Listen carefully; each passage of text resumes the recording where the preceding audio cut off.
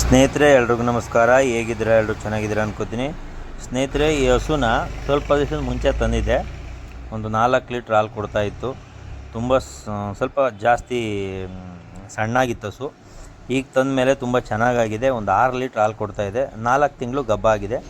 ಮತ್ತು ಏನಕ್ಕೆ ವಿಡಿಯೋ ಮಾಡ್ತಾಯಿದ್ದೀನಪ್ಪ ಅಂತಂದರೆ, ಈ ಹಸುನಲ್ಲಿ ಕೆಚ್ಚಲಲ್ಲಿ ನರಗಳು ನೋಡಿದರೆ ಆ್ಯಕ್ಚುಲಿ ತುಂಬ ಸೂಪರಾಗಿ ಬಂದಿದೆ. ನೋಡಿ ಇಲ್ಲಿ ಎಷ್ಟು ನರಗಳಿದ್ದಾವೆ ಅಂತಂದರೆ, ಸಂಜೆ ಹಾಲು ಕರೆಯೋ ಟೈಮಲ್ಲಿ ಅಥವಾ ಬೆಳಗ್ಗೆ ಹಾಲು ಕರೆಯೋ ಟೈಮಲ್ಲಿ ಕೆಚ್ಚಲನ್ನು ನೀಟಾಗಿ ತೊಳೆದಾದ್ಮೇಲೆ ಎಷ್ಟು ಚೆನ್ನಾಗಿ ಕಾಣಿಸ್ತದೆ ಅಂತಂದರೆ, ಕೆಚ್ಚಲು ನೋಡೋಕ್ಕೆ ಒಂಥರ ಖುಷಿ ಆಗ್ತದೆ. ಇದೇನಾದರೂ ಕರು ಹಾಕೋ ಟೈಮಲ್ಲಿ ಇನ್ನು ಎಷ್ಟು ಚೆನ್ನಾಗಿ ಕೆತ್ತಲು ಬಿಡ್ಬೋದು ಅಂತ ಒಂದು ಊಹೆ ಅಷ್ಟೇ. ನಿಮ್ಗೇನು ಅನಿಸ್ತದೆ? ಇದು ಕರು ಹಾಕಿದ ಮೇಲೆ ಎಷ್ಟು ಲೀಟ್ರ್ ಹಾಲು ಕೊಡ್ಬೋದು ಅನಿಸ್ತದೆ? ದಯಮಾಡಿ ನಿಮ್ಮ ಅಭಿಪ್ರಾಯವನ್ನು ಇಲ್ಲಿ ಕಮೆಂಟ್ ಮಾಡಿ ನೋಡೋಣ. ನಿಮ್ಮ ಅನುಭವ ಯಾವ ಥರ ಇದೆ ಹೈನುಗಾರಿಕೆಯಲ್ಲಿ ಅಂತ ಗೊತ್ತಾಗುತ್ತೆ. ಈಗ ಅವರು ಹೇಳಿರೋದು ನಾನು ನಿಮಗೆ ಲಾಸ್ಟಲ್ಲಿ ಕಮೆಂಟ್ ಮುಖಾಂತರ ನಾನು ತಿಳಿಸ್ತೀನಿ ಎಷ್ಟು ಲೀಟ್ರ್ ಕೊಡ್ತಾಯಿತ್ತು ಮೊದಲು ಅಂತ. ಈಗ ನನ್ನ ಹತ್ರ ಪ್ರೆಸೆಂಟ್ 6 ಲೀಟ್ರ್ ಕೊಡ್ತಾಯಿದೆ. 4 ತಿಂಗಳು ಫಲ ಆಗಿದೆ. ತುಂಬ ಚೆನ್ನಾಗಿದೆ ಹಸು, ಒಳ್ಳೆ ಆರೋಗ್ಯವಾಗಿ ಇದೆ.